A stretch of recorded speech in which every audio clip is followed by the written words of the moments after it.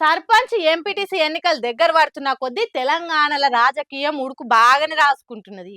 ఇప్పుడే అసెంబ్లీ ఎన్నికలు షురువైనాయా అన్నట్టు అవుతున్నది. ఇటు సర్కారు అటు ప్రతిపక్షం సభల తర్వాత సభలు పెడుతున్నారు.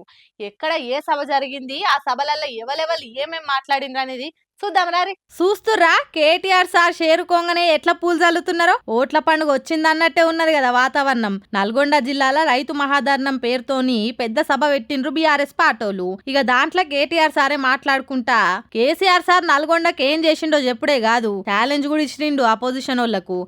ఏం చేసిండు కేసీఆర్ నల్గొండ కంటే చెప్పండి. వరి ధాన్యం ఉత్పత్తిలో తెలంగాణను దేశంలో నెంబర్ 1 చేస్తే నల్లగొండను రాష్ట్రంలో నెంబర్ 1 చేసిండు కేసీఆర్. ఒకటి కాదు 3 మెడికల్ కాలేజీలు సూర్యాపేటలో, నల్లగొండలో, యాదాద్రిలో కట్టించింది కేసీఆర్.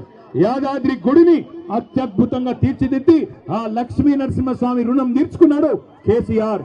తామర చెర్లలో అద్భుతంగా మొత్తం తెలంగాణలోనే అతి పెద్ద విద్యుత్ ఉత్పత్తి కేంద్రం కట్టించింది కేసీఆర్.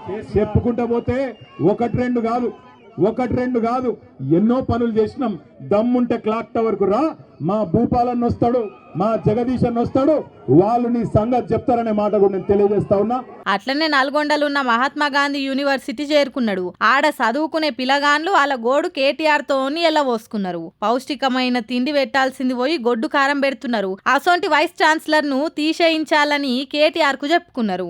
ఇక ఇంకో పక్క రంగారెడ్డి జిల్లా పొద్దుటూర్ల దునియాలనే ప్రపంచ స్థాయి మంచి పార్కును సీఎం రేవంత్ రెడ్డి షురూ చేసి సభలో మాట్లాడిండు. తర్వాత సెక్రటేరియట్ ల ప్రెస్ మీట్ పెట్టి బీఆర్ఎస్ పార్టీలని ఏమన్నాడో ఈనుండ్రి.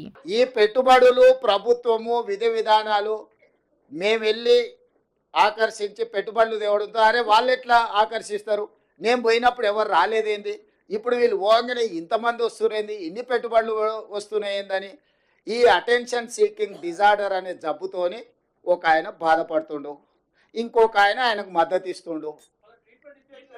ఇక ఆ సమయం అది మీరంతా ఏం చేస్తారు. అందుకే మీకు చెప్తున్నా జబ్బు ఉందని. అసలు పెట్టుబడులు వస్తున్నాయంటే మీకు ఒకవేళ సంతోషం వ్యక్తం చేయడానికి ఇష్టం లేనప్పుడు మౌనంగా ఉండండి. ఈ అక్కస ఎందుకు, అసూయ ఎందుకు, కడుపులో మంట ఎందుకు?